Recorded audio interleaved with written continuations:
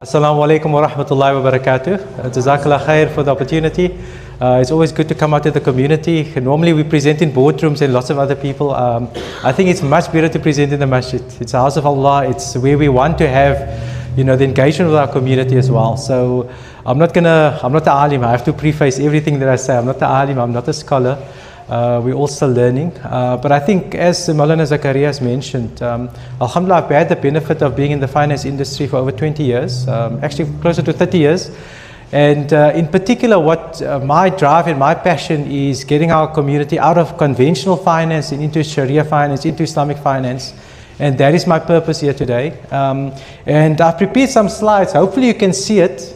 I can make it available to the masjid, and we can maybe just print it out for the community, because I think it is some valuable information. And in particular, what I want to talk about, I'm not going to speak about myself. Maulana has already introduced me. But what I want to talk about is three things. Firstly, why invest? And a lot of people, especially in our communities, people say, I don't have money. There's no money. So how can I invest? And I'll tell you, even if you don't have money, and more so if you don't have money, why it's important to think about investing. And the money, inshallah, will come. With a good intention, Allah Ta'ala will open up avenues that we don't even can imagine, as Allah Ta'ala mentioned in Surah Talaq as well. And then I want to talk about our second biggest enemy. Now, you first have to think, who's our biggest enemy? I'll get to that in a minute. And then I'll give you a practical investing example, something to take home. And in particular, there are three things we need to take away today. Why it's important for us to invest, who our second biggest enemy is, big takeaway, and then a practical example of how to invest. And I think when we go away here today, these are life lessons. And I've come through the Western secular education system from grade 0 to grade 12. Some of these things they don't teach you in school. I went to university. Some of these things they don't teach you in university either. So I think, alhamdulillah, the benefit of almost 30 years of collective, experience and knowledge built up, alhamdulillah, it's my privilege to impart some of that in 25 minutes. Hopefully I can stick to 25 minutes as Maulana has requested, to give you some golden nuggets that will leave lifelong lessons for you, inshallah. You can hold me to that at the end as well, inshallah. So why invest? And when I do these talks, when I go up country to Johannesburg and to Eastern Cape, people say, we shouldn't invest. Astaghfirullah, we must give away all our money. We must live, aesthetic lives and basically, be as frugal as we can. And there's a place for that. But actually Allah Ta'ala gives us clear instructions in the Quran. And we've got the ulama here to expand on that, on why it's actually important to invest. And I'll give you a practical example. In Surah Yusuf, we all know the Surah Yusuf in the Quran, the 12th chapter of the Quran. And Allah Ta'ala talks about it as Ahsanul Qasas. It's the best story. And we know the reason why it's the best story is because the history of Nabi Yusuf, how his brothers were envious of him, how they threw him in the well, that extreme difficulty, that it was a very restrictive environment, where he eventually became the king of Egypt. And he could actually help his family. What few people actually know, I did some Wikipedia and Google is amazing. Back then, there was not just a famine in Egypt, it was actually a famine in the whole of Africa. And some of that wheat, some of the grains that they stored in those silos reached as far back as southern Africa as well. So, subhanAllah, the amazing thing about Surah Yusuf is that, first of all, there was a premonition, but there's actually planning. If you think of the dream of the king, where you obviously had the 7 good years followed by 7 lean years, that's actually planning. And what is investing? It's about planning. It's financial planning. And there are some financial planners here, alhamdulillah. They can talk to you in detail about what the financial plan is all about. But the key thing about Surah Yusuf is that Allah Ta'ala actually, through inspiration, through ilhams, through the dream, gave a recipe for what they needed to do. Firstly, there was going to be 7 years of good and excess, but it was going to be followed by 7 years of difficulty. And the point there is that by saving during times of good fortune and excess, you're actually saving for that rainy day. And that is what investing is all about. Simply put, that is investing. And now you can say that, but I might not have a job, I might not have an income. Inshallah, Allah Ta'ala will make a way for you. But the most important thing is, are you going to be ready when that time comes? And I think that's an important life lesson as well. So the 7 good years, as we discussed, followed by 7 lean years. There's this thing that people say, yeah, but if you amass wealth, you're hoarding and you should be giving charity. And alhamdulillah, Islam is a beautiful religion. We've got two massive sort of instructions and ways of dealing with wealth. The first and the most important one is the 2.5% zakah. So if you purify your wealth every year, then it's not hoarding. Even if you have 10 million rand in the bank account. And obviously one should use and try and use the money in a halal way and actually produce sort of work opportunities, etc. But if you pay a 2.5% on that money, you've purified the wealth. And moreover than that, obviously sadaqah is its place as well. So that's an important concept. So by giving a 2.5%, by giving charity and sadaqah, you are not hoarding even though you are amassing wealth. And especially if your intention, so this is a critical thing. And this is where we're coming into the first takeaway. Remember, there are 3 takeaways. First takeaway, intention. So our intention with investing, with saving, before you can invest, you need to save. Our intention with saving and investing would be 2 things. My humble opinion, you can have other intentions. And Nasi will talk to you about financial planning and, how to just save for retirement and all of that. But in my humble opinion, the 2 things that when we embark on a saving journey, is to say, Ya Allah, make it such that I become a zakah payer. That's number 1. Number 2 is that, Ya Allah, make it easy for me to help others through this wealth. Either, and the best form of helping others with wealth is to actually not give them a handout, give them a loan. And I'll talk about that in a minute. But if obviously we're not going to charge interest. Interest is totally abhorrent, and Allah Ta'ala and Maulana will talk about riba and the consequences of riba. But if your intention is to say that I want to save and I want to accumulate wealth so that I can help Muslim people and my fellow Muslims and give them a loan, the benefit of that is multifold. And again, I'm not an alim, I'm not here to quote from the Quran, but I think in Surah Al-Imran, Allah Ta'ala talks about that. Who's going to lend to Allah a beautiful loan? You're actually making a transaction with Allah when you're giving a sadaqah loan. A sadaqah loan is a loan where you're not expecting excess over and above what you've given. And we'll talk about that a bit later. So purify your intention.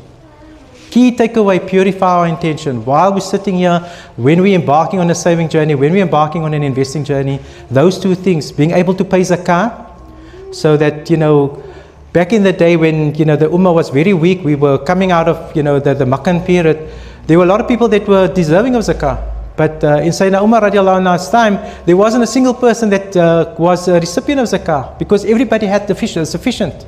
So our intention would be, even people that are recipients of zakah, their intention should be, one day I want to be a payer of zakah as well. And I think those are the 2 important things that I wanted to mention. And obviously Allah Ta'ala loves those who do good as well. So that's the key takeaway. That's the context of what we're talking about. So keep those 2 things in mind. Being a zakah payer and being able to help others as well. Now you get to the other points, and there's a lot of youngsters, mashallah, they want to aspire to get an education. You maybe want to have a nice job, be able to have your own property. All of those are financial goals. I'm not going to talk to you about that. I think, as I said, Nasif is the guy to talk about that. What I want to talk about is something that we get a lot. And people always say to me, and I did a talk at the high school in the week, and a lot of the matriculants, they said, yeah, but we don't have money. How can we? I said, okay, 500 Rand a month, that's sort of the debit order minimum. I said, we don't even have 500 Rand. What do you do then? Again, these are financial skills. These are tips that you can, even if you don't have the funds right now, 2 things: prioritize spending, budgeting, all of those things that we know that we take for granted, but to build in what we call a buffer, an emergency fund. So that when disasters strike and when something adversarial happens, clearly it's from Allah, it's obviously intended for you and it was destined for you, but to plan for those things as well. So that your emergency funds serves 2 purposes. It's there to help you tide over during a tough period, but that actually becomes your stock for savings as well. And I'm going to talk about that a bit later. Then we know alhamdulillah, it's a Hajj season at the moment. A lot of our Hujjaj are in Makkah and obviously has left already, and some who are leaving as well. But today Hajj is 100,000 Rand. It's not cheap, So to save for that, in the olden times when my grandmother went for Hajj, she basically saved for 15 years for Hajj. And there was a period where people could save for 2 or 3 years and they could go for Hajj. We're returning back to that period where people need to save for 15, 20 years because Hajj is not cheap. And I'll link on that to the next topic that we'll talk about as well. So anything from tangible assets like cars or houses, all of that requires funds. It requires disciplined savings, which is quite important as well, and also saving for our education. So that's a second cohort of objectives that we needed to talk about. The third cohort of objectives, which a lot of people, unfortunately, in South Africa, and Nasif can bear me out here, South Africa, even though we've got a very established retirement savings culture or environment, because we've inherited from the British, from the colonial past, South Africa, interestingly enough, we were the ninth country in the world to develop a stock market and to develop a system of regular contractual savings. And that started when the first companies were listed in the 1800s already in South Africa. Despite that, 74% of people that are working today doesn't have enough money when they're going to retire or are in retirement already. What does that mean? Is that, and again, you know, our belief as Muslims is that Allah Ta'ala is the Razik, Allah Ta'ala is the provider. But we can, similar to Surah Yusuf, we need to plan for that time where if we do get to a retirement stage, we have sufficient for us in retirement as well. So retirement planning is very, very important. And alhamdulillah, today in South Africa, you know, this industry, the Islamic finance industry, is only about 25 years old in South Africa. But alhamdulillah, there's a lot of opportunities for us to have Sharia compliant and halal retirement savings products available. And we can talk about that a bit later. But that's a second concept that I wanted to talk about. So I did the talk at the school and I asked the question, who's our biggest enemy? And I'm going to ask the youngsters at the back, who do you think is our biggest enemy? Ma? Iblis, Shaitan. Allah Ta'ala says, Iblis is your enemy, take him as an enemy. Our second biggest enemy is this guy, inflation. And you might not even know that inflation is your enemy. But I'm going to show you through the next, so please pay attention, the next two slides are very, very important. Because this is the life skill that I talked about. And they don't teach you this in the textbooks. I did economics at high school, I did economics at university. They talk about inflation, but they talk it in a very, what I call convoluted way. They don't tell you what is inflation really. So alhamdulillah, you're getting the benefit of 30 years of experience here. Now the textbook definition of inflation is this, a general price increase. And it says, you know, when prices go up, that's inflation. And we all know that intuitively, you know, when they talk on the news of inflation, that's inflation. But why is inflation so wrong? Why is inflation bad? And you know, if you're a retailer, inflation can be good because you can push up the prices for your customers. But I'll tell you why inflation is bad. It's bad for two reasons. Firstly, think of a situation, and I'm bringing it real. This is real life experience. If one looks at what's happening in Gaza right now, you know, 71 days there has been no food, no aid that has gone into Gaza. So whatever was there already is obviously being used up.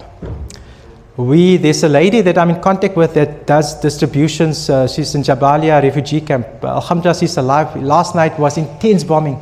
She WhatsApped me this morning. Alhamdulillah, we're still alive.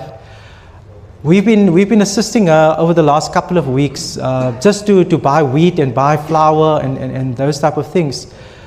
The price of wheat on, you know, when on the 7th of March. So on the 7th of March, that's when the Israelis obviously closed up and they stopped any aid going in. On the 7th of March, wheat cost $71. Right, the bag was about a 1 kg, $71. They now have to pay $1,400 for a bag of wheat. Now you multiply that by 18, which is our currency. Now what is the reason for that?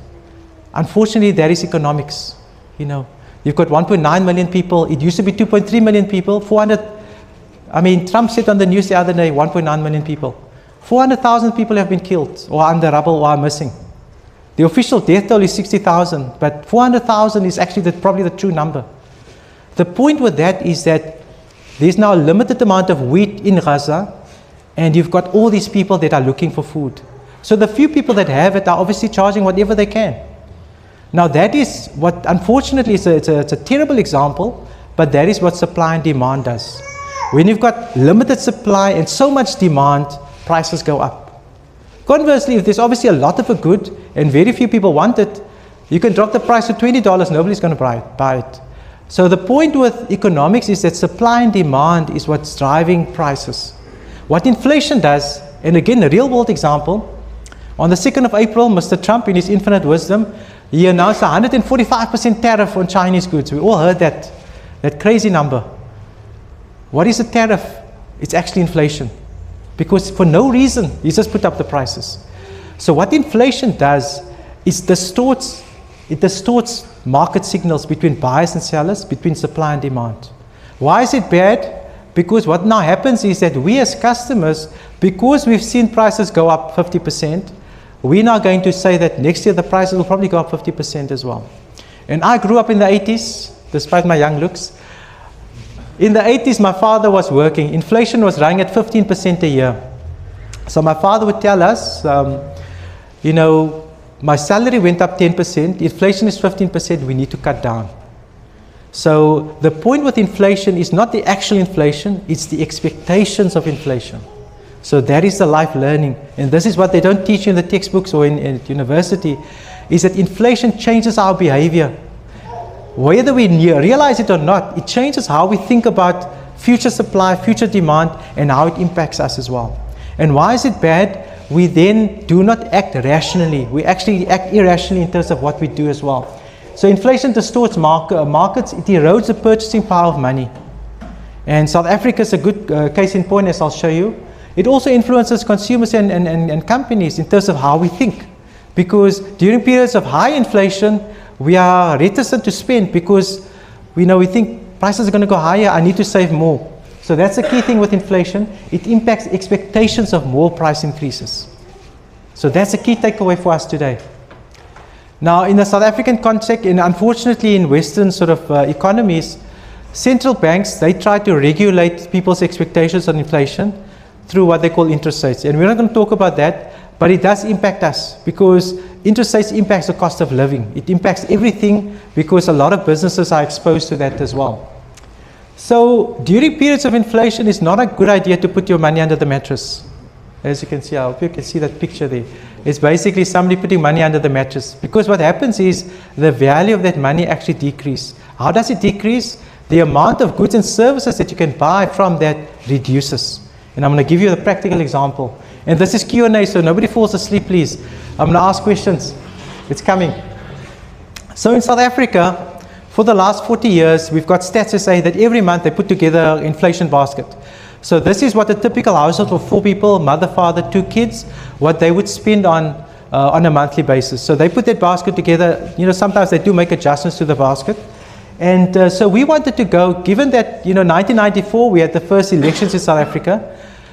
What has been the changes over 30 years? And we did this example last year too. Obviously 2024 was 30 years. The numbers are still fairly valid.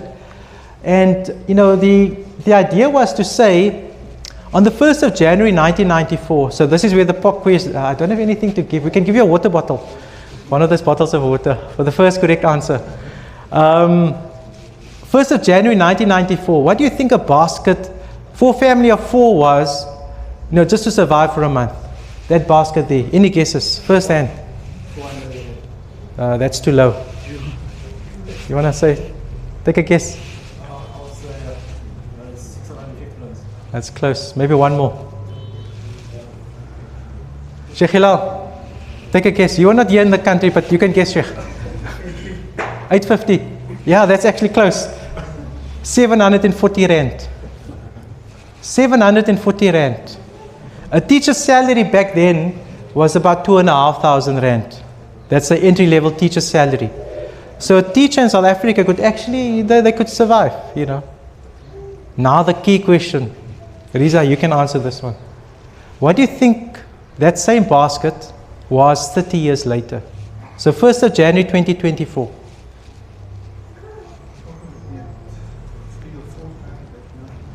Yeah, so do the math.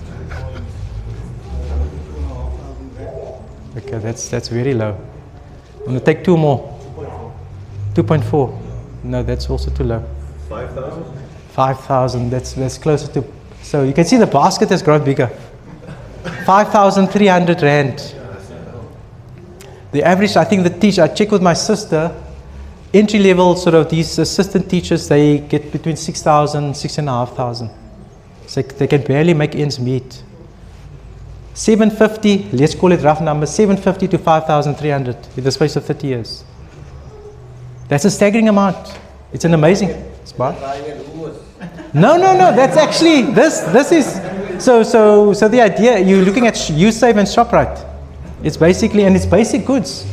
You know, it's not, you know, the Woolies sort of fancy stuff. It's basic goods, 5,500. And you can check for yourself. I mean, you know what you're spending every month.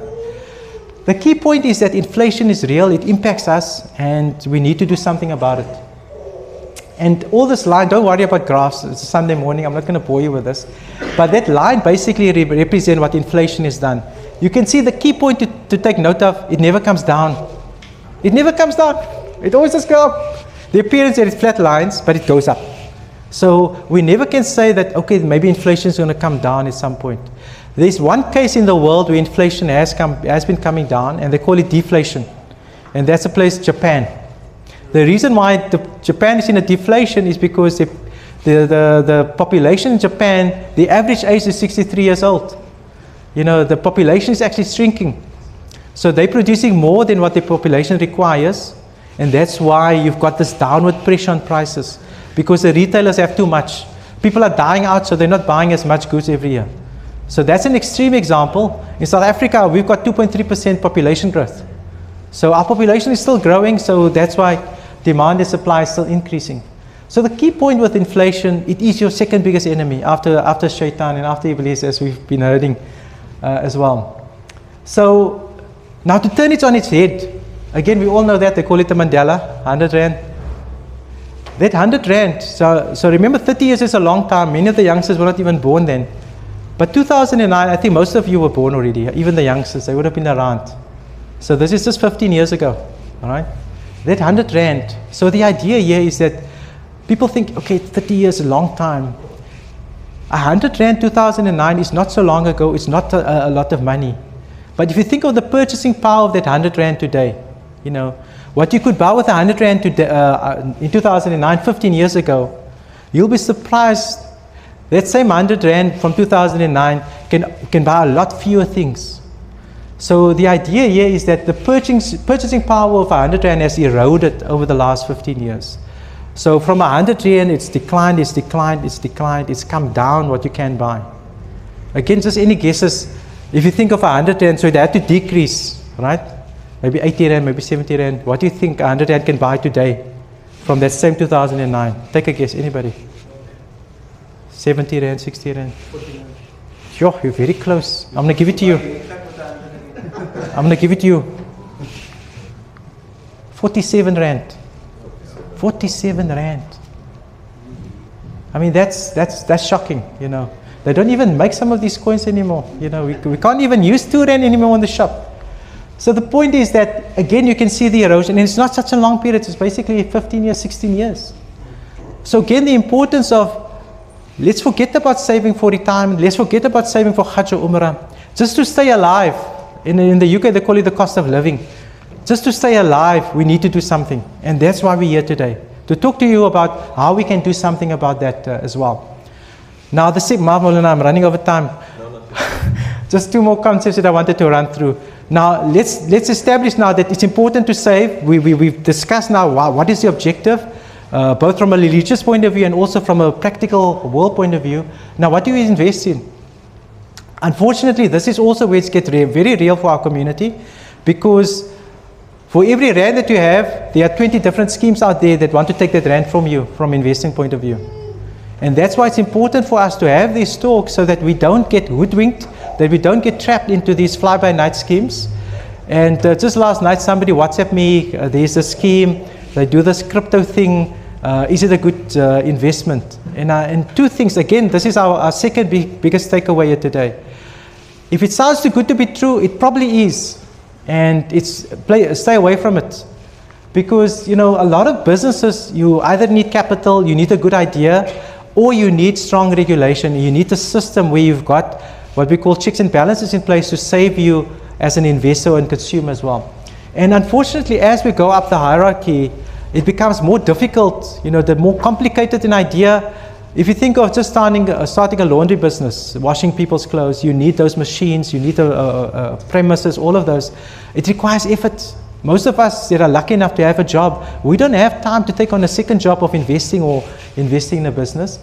Partnerships or company, maybe getting somebody else in, again, time, effort, money, capital. There's a capital outlay, there's a time investment required. The third element is equity. Now you can say, okay, I'm going to give you my money, you do something with it, you invest it. But again, now the challenge comes in, is it a good investment? Is it a good business idea? Are there checks and balances in place to protect me because I don't have the time to invest in that business? Then it also becomes around, what price do we put on this business as well? So all of this is actually, it gets very complicated. The good news is there's a much simpler, easier way for you to invest. It's called unit trust, and basically, as the name says, it's a unit and a trust, a unitized portfolio. Think of a cake. We've got a cake, and we're slicing it up into smaller pieces, smaller slices. So the more people we can get to buy one slice, the easier it becomes on everybody else in terms of the accumulation of the value of that cake. That is what a unit trust is. It basically means that we pull in quite a few people's money, we then invest a lump sum, and we invest in businesses. And these are businesses that have been around a long time. You're not taking a risk by investing in a startup business, for example. And that's why unit trust, especially in the South African environment, is probably the most effective, the easiest, and most efficient way for you to save. And we would say that, I'm not just talking my book here, I'm not going to mention names here, but unit trust in general, and it's a global phenomenon, because of the safety mechanisms, because you've got this trust element where the unit trust manager, he doesn't physically take your money. Despite what many people think and believe is that the portfolio manager, he takes my money, he's going to run away with it. The trust element is that the money goes to a separate entity, a separate sort of legal trustee that actually oversees that money. He then instructs the portfolio manager to invest the money on your behalf. So that's an important takeaway as well. So the key point with unit trust is that you can punch above your weight. If you put in your 500 Rand a month, your 5,000 Rand lump sum, because you're adding to other people that maybe invest 10 million, 15 million, you can have a pool of billions that are invested. And now you can buy companies that are much more expensive and buy a share in those companies as well. So that's an important takeaway from a unit trust point of view. The other point is, as I said, unfortunately now in our community over the last 2 years, there's been two major scams, or I don't know, maybe scams is the wrong word, I hope I'm not being recorded here. Investment failures that has happened. The one involved cattle and feedlots and people putting in money and buying sort of a share in a feedlot. The problem with those schemes was, firstly, it wasn't regulated, and secondly, there was very little liquidity. So when there's one investor of ours from Johannesburg, he put in 16 million Rand into this feedlot scheme. And then last year, he wanted to go for Umrah, he had some other issues that he wanted to deal with. So out of his 16 million, he just wanted to take out 2 million. They told him, nope, you can't get your money because the animals are still growing. We still need to sell them. But what they were doing is they were also taking new investors' money and paying returns to other investors. So there wasn't enough liquidity in the scheme. And that whole scheme is now in liquidation. It's sitting with the High Court to try and get people's money. In total, they had 7.5 billion Rand in the scheme. Massive amounts. The other, some of the property schemes that we've seen, where again, the nature of property, it's a very illiquid investment. So you need to know when you're investing in some of those schemes that if you are going to need your money, there is a risk that you can't, in the short term, get your money out. Whereas with unit trust, as I said, depending on the type of unit trust that you also, and depending on how much you're investing in the unit trust, there should be liquidity for you and those regulatory safeguards as well. So equity investing is effectively what we've been talking about. Is effectively the unit trust managers, they will invest in companies listed on the stock exchange. There's a buying and selling that happens, and you're getting an economic interest. So all of those concepts we can chat about later. I'm not going to go through those details. The key point is that you're getting a share of profits, you're getting dividends, and there's a total return that you get as an investor via your unit trust as well.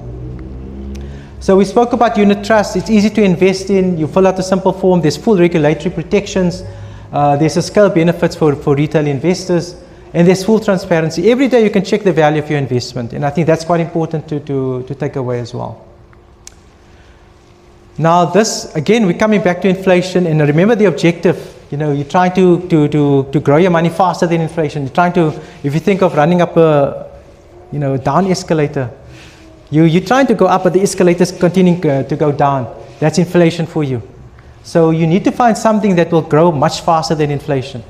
And that red line is just basically one of our funds that have done that over the last 15 years, as you can see there. So inflation over that 15-year period, from 100 Rand, it was 212 Rand.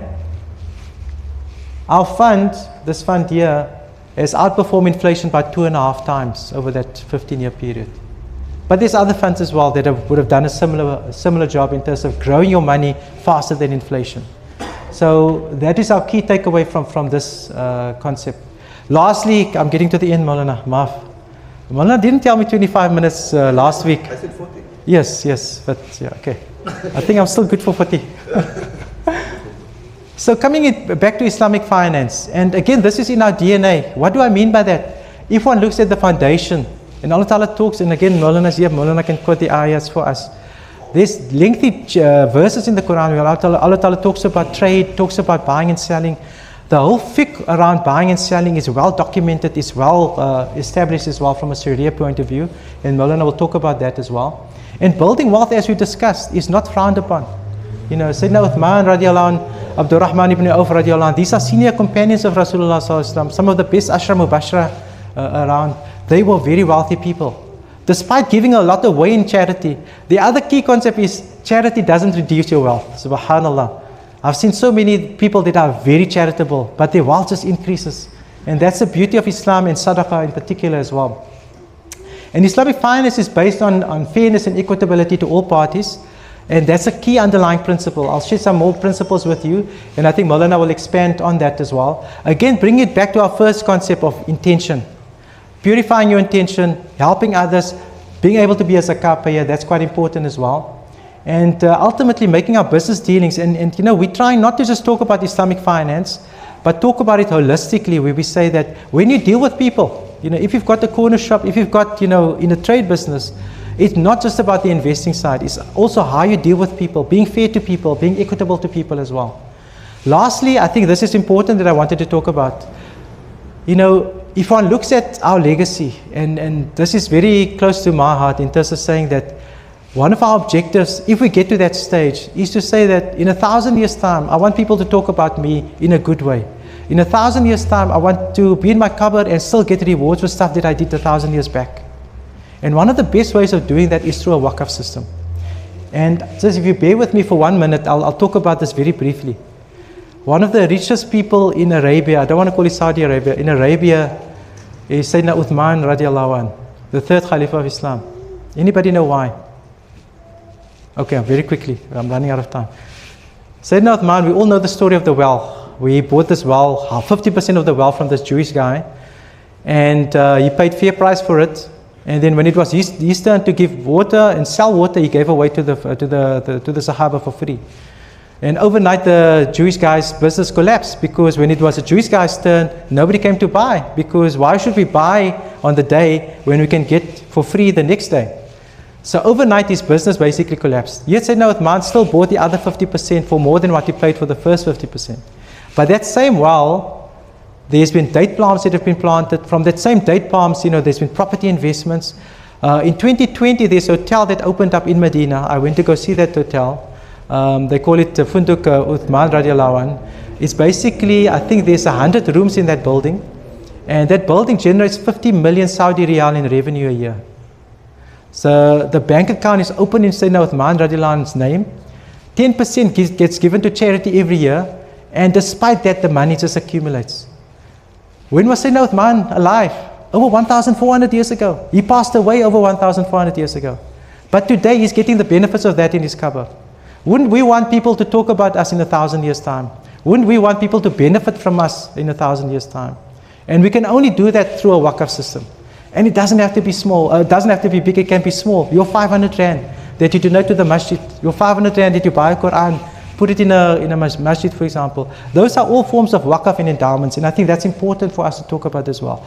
My last concept and I'll leave it here, because I know Maulana will speak about riba, and you know, we'll talk about the other concepts as well. But from an Islamic investing point of view, at the apex is riba. That's a key thing that we need to avoid, and I'm not going to steal from Maulana's thunder. Maulana's going to talk about that at length. The other point is no major uncertainty and no excessive speculation. That's important because when we do transactions, when we invest, there needs to be a fair change of information between ourselves as the investor and the investing company as well. And that's why there's quite a few companies, quite a few industries that are not compliant, not Sharia compliant, because of these three fundamentals as well. I'm going to pause it there, Maulana. Jazakallah khair for your time. This is just to give you a taste. I mean, there's so much more we can talk about. Inshallah, last year we ran a workshop at CTME, Cape Town Muslim Events. Because of the demand, they've asked us to come back. So there will be probably another workshop in the near future at CTME. Please watch out. We will share that information with Sheikh Hilal as well. Jazakallah khair for your time. There will be a Q&A at the end as well. So we'll pause it there. Shukran. Assalamu alaikum wa rahmatullahi wa barakatuh.